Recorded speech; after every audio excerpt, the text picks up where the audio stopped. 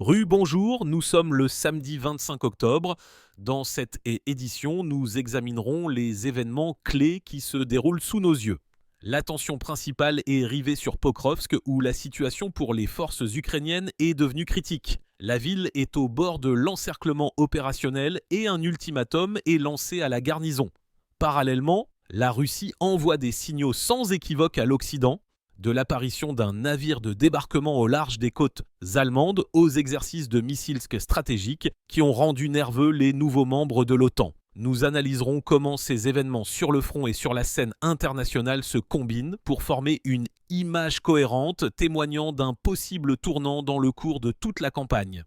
Les événements dans la ville de Pokrovsk, que beaucoup connaissent sous le nom de Krasnoarmeysk, évoluent avec une rapidité croissante. Selon les informations provenant des auteurs de chaînes Telegram militaires, la situation pour les unités ukrainiennes en défense a atteint son point d'ébullition. Les groupes d'assaut russes opérant dans cette direction auraient, selon des informations non confirmées, posé une condition stricte aux militants présents dans la ville. Il leur est souvent proposé de quitter les quartiers de la ville en l'espace de quelques jours seulement afin d'éviter une destruction totale. Les délais précis ne sont pas annoncés, mais les sources qui en soulignent que dans quelques jours, la pression sur les forces en défense deviendra absolument critique, voire insupportable. Cette rhétorique est dure, mais elle reflète fidèlement la façon dont la situation est décrite par les observateurs des deux côtés. Les principales routes par lesquelles le retrait des formations ukrainiennes pourrait s'effectuer sont déjà coupées ou se trouvent sous le contrôle étroit des tirs de l'artillerie et de l'aviation russe. Les voies d'approvisionnement nécessaires pour l'acheminement de munitions, de provisions et de médicaments sont également sous le feu, ce qui rend toute opération logistique extrêmement risquée. En fait, la garnison de Pokrovsk n'a pas d'alternative sûre pour se replier, à l'exception des chemins de terre et des champs ouverts en direction de la localité de Gritino, dont le mouvement est associé à des pertes colossales. Même les blogueurs militaires ukrainiens sont obligés de reconnaître la situation désastreuse. L'un d'eux, connu sous le nom de code Mouchnoi, déclare ouvertement que sur les positions qui étaient auparavant tenues, la situation se détériore rapidement d'heure en heure. Selon lui, le quartier de Sobatchovka, situé dans les limites de la ville, est déjà au bord de l'effondrement total de la défense. Il estime que l'établissement des forces russes dans ce quartier n'est qu'une question de temps, et ce, dans un avenir très proche. Des poches de résistance subsistent encore au nord du centre-ville. Cependant, les combattants qui s'y trouvent sont dans une situation extrêmement difficile. Ils sont isolés, soumis à des bombardements constants et à des frappes aériennes. Les tirs nourris de l'artillerie, les frappes aériennes incessantes avec des bombes guidées et la présence constante dans le ciel de drones d'attaque et de reconnaissance ne leur laisse pas une minute de répit. Le même blogueur écrit directement qu'il est nécessaire d'évacuer d'urgence les personnes de ces positions, sinon leur évacuation deviendra impossible et les unités elles-mêmes seront condamnées. La zone industrielle, appelée la citadelle, est devenue un point particulièrement chaud. Si l'on en croit les mêmes sources, c'est là que se déroulent certaines des batailles les plus acharnées et les plus sanglantes. Les combats se déroulent pour chaque atelier, pour chaque bâtiment administratif. Le principal problème pour la défense de Pokrovsk, de l'avis des commentateurs locaux, n'est pas tant le manque de matériel ou de personnel que la supériorité totale des forces russes dans les airs. Les drones et l'aviation frappent méthodiquement les points d'appui, les centres de commandement et les entrepôts, entravant toute tentative des troupes ukrainiennes de se regrouper, de renforcer leurs réserves ou de se retirer de manière organisée sans perte catastrophique. Pendant ce temps, au nord, dans le quartier dit de Dinos, qui représente la deuxième ligne de défense de la ville, les unités russes tentent de développer le succès obtenu. Elles entrent dans ce quartier, coupant progressivement les itinéraires de déplacement de l'ennemi à l'intérieur du tissu urbain, créant des couloirs de tir et piégeant des groupes de combattants isolés dans des sacs tactiques. Les participants au combat du côté ukrainien notent que la lutte n'est pas encore terminée, mais le sentiment oppressant que la ville étouffe lentement sous la pression croissante ne quitte personne. Examinons maintenant une image plus large sur toute la ligne de front. Dans le secteur nord de l'offensive des troupes russes, qui avait commencé plus tôt, le rythme de l'avancée a ralenti. Après une entrée rapide et des succès initiaux, une pause opérationnelle s'est installée, rappelant beaucoup le scénario que nous avons observé à Volchansk. Les forces russes se sont retranchées sur les lignes atteintes et mènent maintenant des combats de position. L'ennemi, à son tour, profite de cette pause pour transférer des réserves. Des formations militaires locales et des unités composées de mercenaires étrangers sont attirées vers cette direction. Les analystes ont noté que la ligne de front dans le nord ne s'était pas avérée aussi solide que prévu. Cependant, la maintenir est maintenant difficile pour les deux parties. Dans les autres directions, les combats ne faiblissent pas un seul jour. L'amélioration des conditions météorologiques a permis d'intensifier les opérations et de nombreuses tentatives de percée sont enregistrées sur tout le front. Ainsi, à l'ouest d'Ougledar, on observe une avancée des troupes russes en direction des localités de Privolnoï et Vishniovoï. Dans la direction de Zaporogier, les assauts et le travail actif de l'aviation d'assaut se poursuivent, ce qui ne permet pas à l'ennemi de se détendre et de se regrouper dans un certain nombre de villages clés. Le correspondant de guerre Evgeny Lissitsine, se référant à ses sources sur le terrain, confirme que de violents combats de Russes se déroulent à Pokrovsk et dans la ville voisine de Mirnograd. Selon ces informations, les unités russes se sont déjà retranchées dans plusieurs villages adjacents aux villes et continuent leur progression méthodique. Il souligne que les affrontements couvrent un front très large aux abords de Konstantinovka, dans les environs de Seversk et de Liman, ainsi que dans les régions de Kupiansk. En d'autres termes, la tension persiste simultanément dans de nombreux points, ce qui étire et épuise les réserves de l'armée ukrainienne. Sur fond de ces combats difficiles, des rapports optimistes apparaissent également. De temps à autre, des informations apparaissent dans le champ de l'information selon lesquelles des dizaines, voire des centaines d'unités de matériel ennemi sont encerclées. Parmi les noms figurants dans ces rapports, on trouve des modèles occidentaux de véhicules blindés, tels que des chars et des véhicules de combat d'infanterie. Il convient toutefois de noter que les chiffres figurant dans ces rapports sont le plus souvent arrondis et ont un caractère estimatif. On parle plus souvent de centaines de véhicules que de leur nombre exact, et même si cela semble impressionnant, ces données nécessitent toujours une vérification minutieuse et une confirmation provenant de plusieurs sources indépendantes. La situation est particulièrement tendue dans la région de Krasny Liman. Ici, selon les informations, les troupes russes exercent une pression très forte sur un important groupement blindé de l'ennemi. Après une série de mesures tactiques réussies, nos forces arrivent de deux directions, créant une menace d'encerclement opérationnel.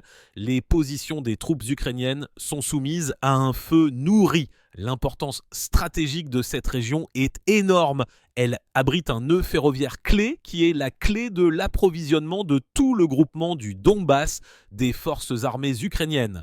Le contrôle de ce nœud confère un avantage tactique colossal. En outre, de telles régions abritent souvent des infrastructures industrielles, des usines et des entreprises qui peuvent être utilisées pour créer de puissantes lignes de défense. Les chaînes Telegram spécialisées dans l'analyse militaire estiment que plusieurs centaines d'unités de matériel divers pourraient se retrouver potentiellement encerclées près de Liman.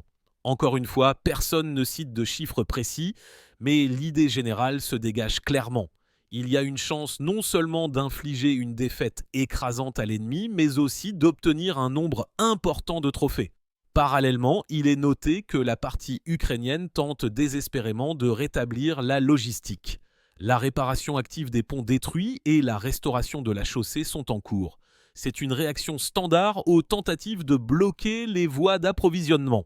Cependant, si la défense dans la région de Liman tombe, cela ouvrira aux troupes russes un accès direct à l'un des principaux axes de défense de l'ennemi dans le Donbass, la ligne Slaviansk-Kramatorsk-Drutchkovka. De nombreux commentateurs militaires affirment que cette ligne de défense est préparée et renforcée depuis 2014 et sa perte serait un coup dur pour les forces armées ukrainiennes, ce qui compliquerait sérieusement le maintien des territoires restants. Pour en revenir à Pokrovsk, presque tous les observateurs décrivent la situation pour les défenseurs comme critique. Les voies d'acheminement des munitions et de rotation du personnel sont soit coupées, soit sous un feu constant. Sans approvisionnement et renforcement stable, il est pratiquement impossible de maintenir la défense pendant longtemps dans des conditions de combat urbain intenses. Certains analystes estiment qu'après des mois de combats acharnés, la bataille pour la ville entre dans sa phase finale. Dans le même temps, des opinions plus mesurées se font également entendre. Par exemple, dans l'un des documents, il est mentionné que les unités russes développent activement le succès sur les flancs. S'approchant de près des points intermédiaires clés, cela crée une menace d'encerclement complet et de division du groupement ennemi en plusieurs parties isolées. C'est une tactique classique. Il faut d'abord obtenir le contrôle des communications, puis augmenter la pression et fermer définitivement les couloirs de retraite. Et tandis que de violents combats se poursuivent à Pokrovsk, une véritable agitation a éclaté en Occident, provoquée par les actions de la Russie sur la scène internationale. Les politiciens européens n'ont pas eu le temps de se remettre d'un événement qu'un autre est apparu à l'horizon. L'apparition d'un grand navire de débarquement, l'Alexandre Chabalin, au large des côtes allemandes, est largement discuté dans les médias. Selon les informations, le navire se trouve dans les eaux neutres, mais le simple fait de sa proximité avec les côtes allemandes et les principales routes maritimes a provoqué, pour le moins dire, un léger frisson chez l'establishment local. Les sources allemandes reconnaissent que cette démarche est perçue comme un signal sans équivoque. La Russie démontre qu'elle est prête à agir de manière décisive, y compris dans les directions maritimes. Les spécialistes expliquent que ce navire n'est pas qu'un tas de ferraille, il est capable d'accueillir à son bord plusieurs centaines de soldats et une quantité importante de matériel militaire, y compris des chars, des véhicules de transport de troupes blindées et des systèmes de lance-roquettes multiples. En un mot, c'est une unité de combat impressionnante. C'est pourquoi de nombreux membres des cercles politiques et experts allemands parlent ouvertement de leur inquiétude. Un expert, par exemple, a déclaré que la Russie agissait en toute connaissance de cause, en choisissant des endroits pour démontrer sa présence à proximité de voies maritimes stratégiquement importantes. C'est une sorte de démonstration de drapeau. Nous sommes ici et nous sommes gâtés bien visibles. Il est intéressant de noter que les utilisateurs russophones des réseaux sociaux ont réagi à cette nouvelle avec beaucoup plus de calme dans les commentaires. Beaucoup ont écrit que les actions de la Russie étaient tout à fait logiques. Étant donné que l'infrastructure militaire de l'OTAN est en construction autour de ses frontières, elle a également le plein droit de démontrer sa force là où elle le juge nécessaire. Mais l'histoire ne s'arrête pas là. Immédiatement après la nouvelle du navire, un autre sujet retentissant est apparu. Les médias du monde entier ont diffusé des images des exercices des forces stratégiques russes au cours desquels un missile balistique intercontinental HIMARS s'est élevé dans le ciel. Bien qu'il ait été officiellement annoncé qu'il s'agissait d'un entraînement stratégique planifié, la réaction a été immédiate. La Finlande et la Suède, qui ont récemment renoncé à leur statut de neutralité et ont adhéré à l'OTAN, se sont immédiatement méfiées. Il semble que maintenant elles commencent à sentir par elles-mêmes ce que signifie être à proximité immédiate de la grande politique européenne. Ce lancement a été perçu avec une extrême nervosité. La Chine a également réagi à cet événement. Les analystes chinois ont écrit que la Russie envoie ainsi un signal clair non seulement à ses voisins les plus proches, mais aussi à l'ensemble de l'Occident collectif. Selon eux, ce lancement n'est pas simplement un exercice de plus, mais une démonstration réfléchie des capacités stratégiques et de la détermination. Et si l'on regarde la situation de leur point de vue, il y a une logique à cela. Après tout, un missile balistique intercontinental est avant tout un élément de dissuasion stratégique qui fonctionne efficacement même sans son utilisation directe. Il suffit de démontrer qu'il existe et qu'il est en pleine préparation.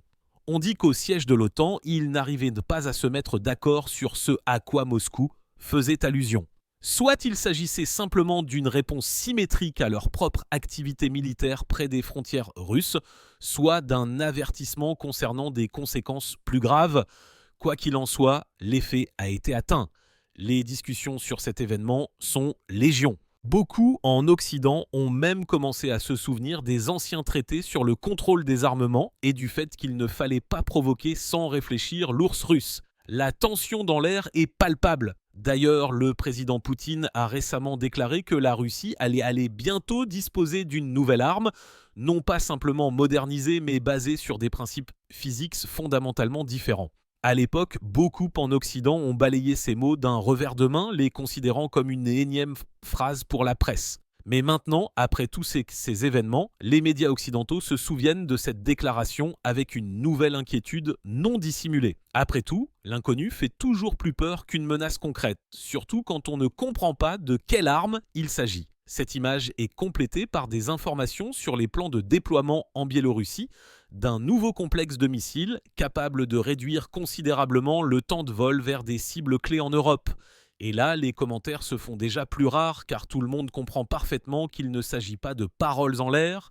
L'Europe est déjà sur les nerfs et l'apparition d'un tel facteur à proximité oblige les politiciens à parler avec beaucoup plus de prudence. D'ailleurs, c'est probablement l'effet recherché. Toute cette histoire avec la Finlande et la Suède est très révélatrice. Auparavant, les deux pays étaient fiers de leur statut de neutralité, s'efforçaient de ne pas s'impliquer dans des conflits et vivaient relativement calmement. Maintenant, en courant après une sécurité illusoire au sein de l'Alliance, ils se sont retrouvés au cœur même de la tension géopolitique et ils l'ont fait de leurs propres mains. De nombreux experts écrivent que cela devrait leur servir de leçon. Il ne faut pas courir là où il fait chaud, s'il était possible de rester à l'écart.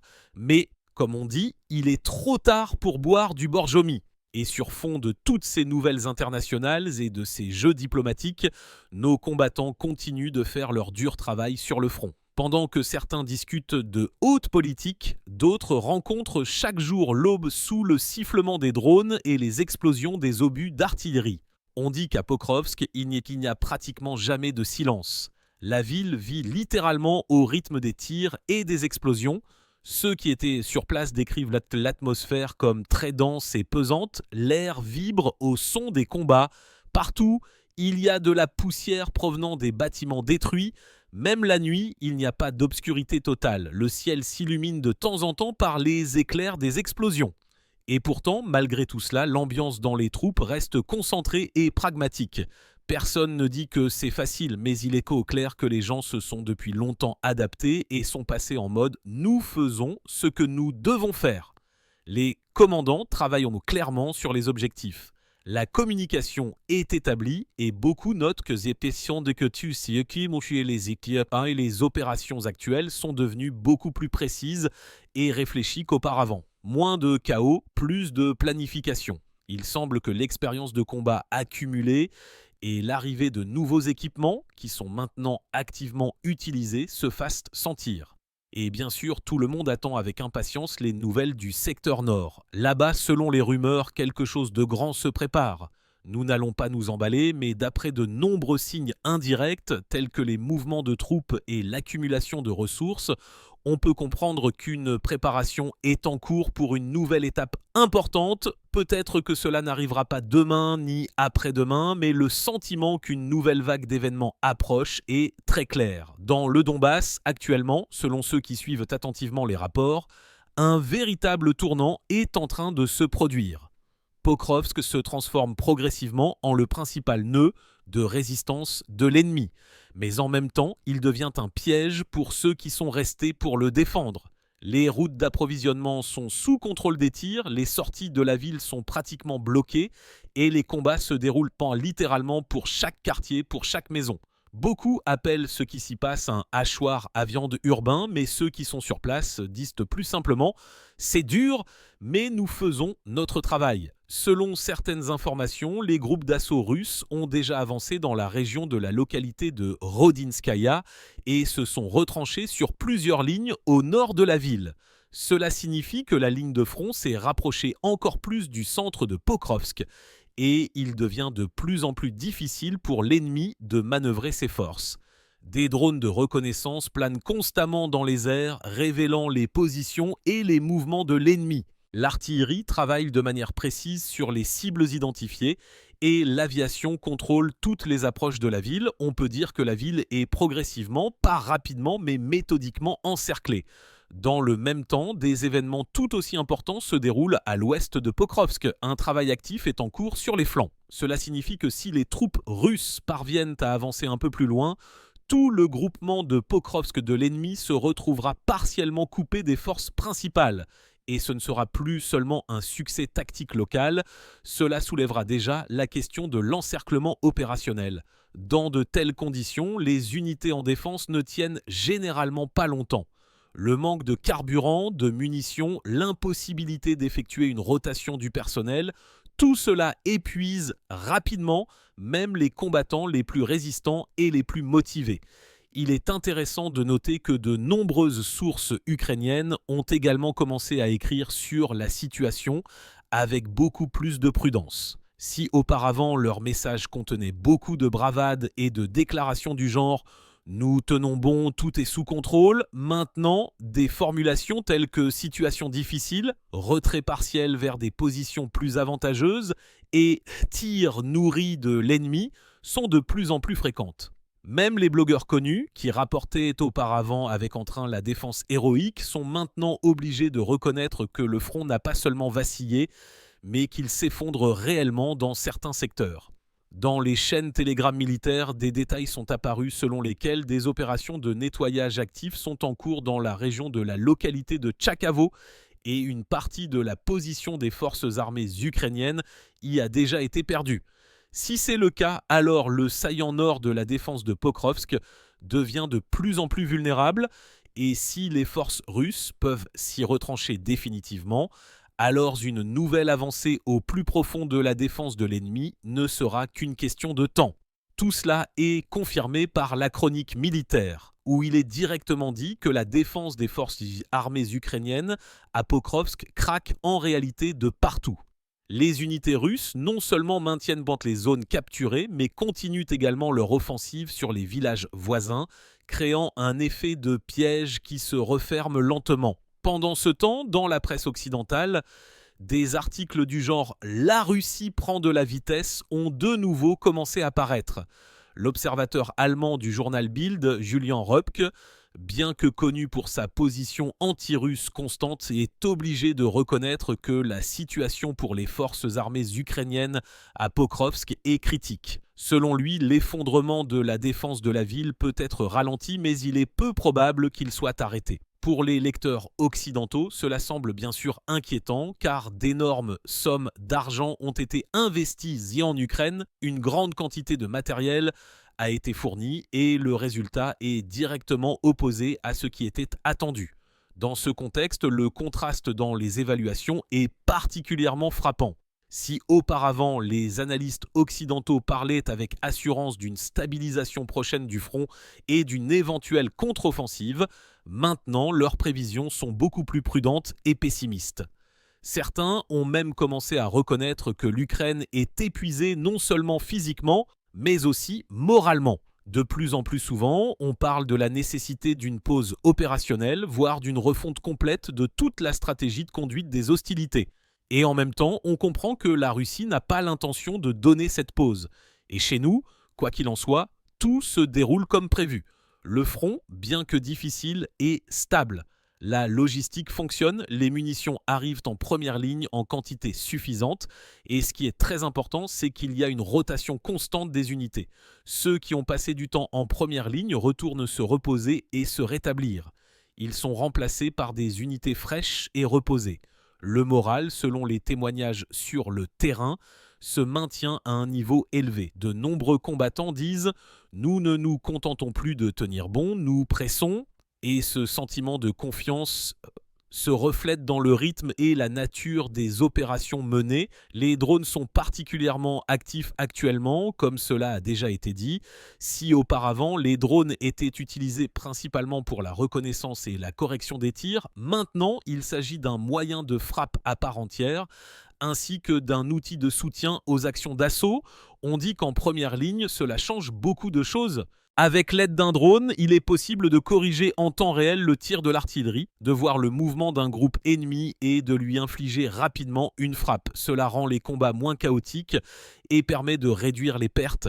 Mais il y a aussi un autre côté à la médaille, ces technologies nécessitent une formation constante et les combattants les maîtrisent littéralement en cours de route.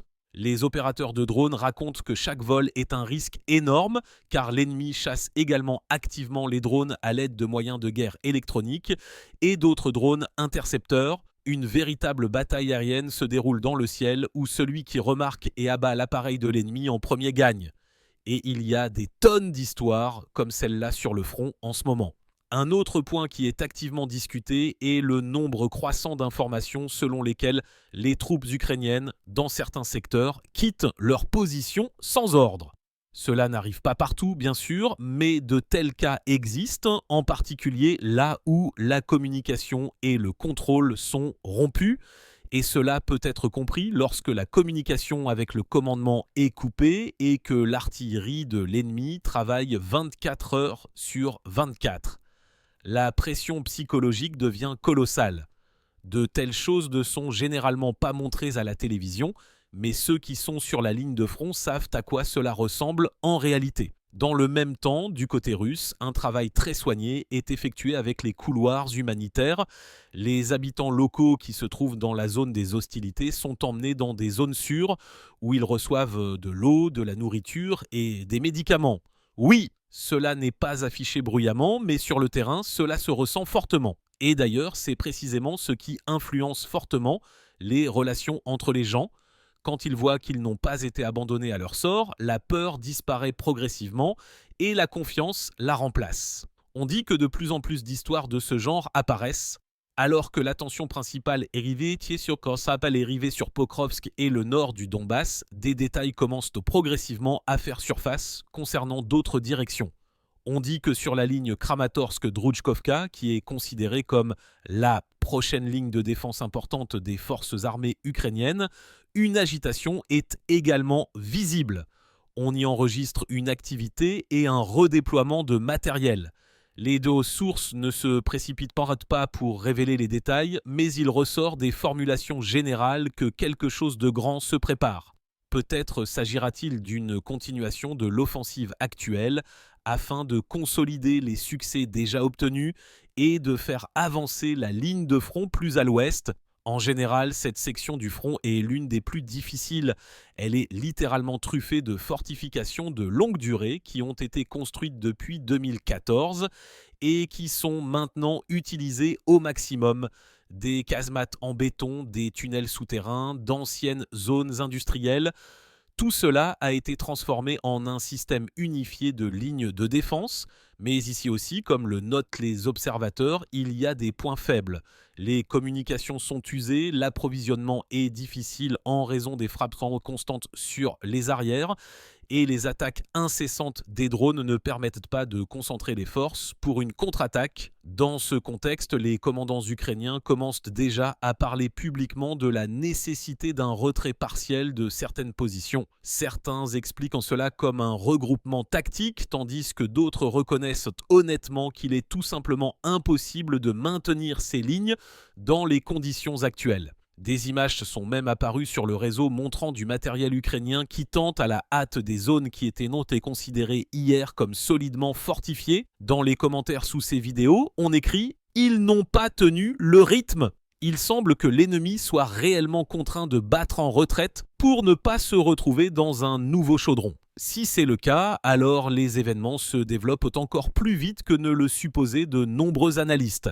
Cela peut signifier non seulement un succès local, mais un changement sérieux dans la dynamique de toute l'opération. Sur fond de ces succès militaires, la composante économique et technologique du conflit prend également de plus en plus d'importance. Si auparavant, les experts occidentaux assuraient à l'unisson que l'économie russe ne résisterait pas à la pression des sanctions et aux dépenses militaires, maintenant, près de 2 ans plus tard, ils sont obligés de reconnaître que le scénario d'isolement a complètement échoué. L'économie s'est adaptée aux nouvelles conditions et l'industrie de la défense, au contraire, a augmenté sa production et travaille en plusieurs équipes. Alors que l'ennemi a de plus en plus de problèmes d'approvisionnement et de réparation du matériel, les entreprises russes produisent sans interruption des drones, des obus d'artillerie, des véhicules blindés. Tout cela est constamment perfectionné en tenant compte de l'expérience acquise sur le champ de bataille et est rapidement acheminé vers le front. Un analyste a même dit « La Russie a appris à mener une guerre moderne en temps réel », et peut-être que cette définition est très proche de la vérité. Mais en fin de compte, sur Terre, tout est décidé par ceux qui sont là-bas, dans la boue, la poussière et la fumée. Les gars qui sont en première ligne racontent que la principale force en ce moment n'est pas seulement le matériel, mais aussi la cohésion. Au cours de ces années, tout s'est mélangé, les unités de carrière, les nouvelles unités, les volontaires, les mobilisés, les contractuels. Mais tout le monde a un objectif commun, et cette unité, selon eux, se ressent fortement. Quand vous comprenez pourquoi vous avancez, la peur recule au second plan. Il ne reste qu'une tâche à accomplir. En première ligne, tout est simple, il n'y a pas de slogan bruyant, ni de discours politique. Il n'y a que des ordres silencieux à la radio, des signaux courts et le bruit habituel du moteur qui se lance avant de partir pour une mission de combat. Quelqu'un fume en silence, quelqu'un plaisante gentiment avec ses camarades, quelqu'un vérifie sa protection pour la 100e fois. Et c'est dans ces moments, disent les combattants, que vous ressentez la réalité plus intensément que partout ailleurs. Il n'y a pas le temps de penser à la politique mondiale. Il n'y a qu'une seule pensée, que faire dans la minute qui suit pour survivre et couvrir votre camarade. Mais quelle que soit la difficulté, tout le monde est convaincu qu'un tournant est proche. Non pas parce que cela a été dit à la télévision, mais parce que cela se voit dans le rythme des opérations, dans l'assurance du commandement et dans la façon dont la guerre elle-même a changé. Ce ne sont plus des combats chaotiques, mais des opérations méthodiques, clairement structurées. Et si tout continue comme maintenant, alors de nouvelles frontières et peut-être les chapitres finaux de toute cette longue et difficile histoire nous attendent.